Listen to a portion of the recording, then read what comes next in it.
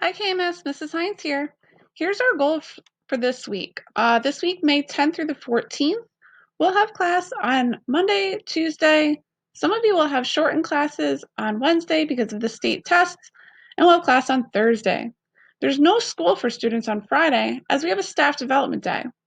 So this week we're going to focus on how to garden basics.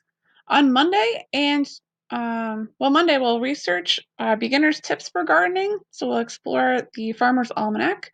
We'll also talk about the different growth stages of vegetable plants in hopes of helping you design a mini garden at home. So what we'll need to do on Monday is decide what kind of plants would you like to grow at home. We have these 5-gallon buckets from Lowe's that were donated, and we'd like to make wicking or self-watering buckets. So what we're going to end up doing is drilling some holes for drainage, adding a compartment for a water reservoir, and adding some PVC pipe. And then hopefully we can water it so then our plants will grow nice and strong.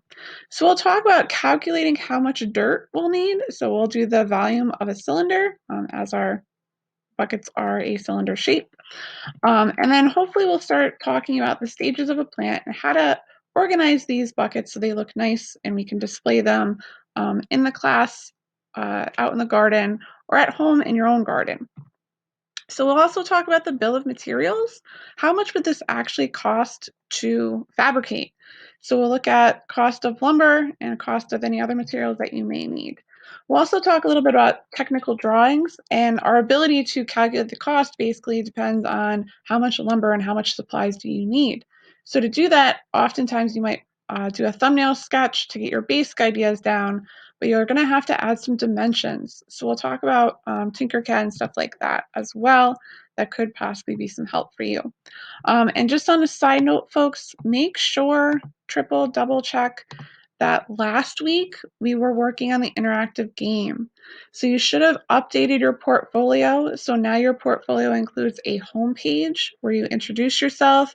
You have a CAD page where you have floor planner examples or anything that you did in Tinkercad, as well as now your coding page. Please check out the Maroon Team site so you can see everything that should be on your page. You can take a look at Mrs. Hines's example. There's also directions for the cheat sheet if you still need that, or the games that we actually coded in class together.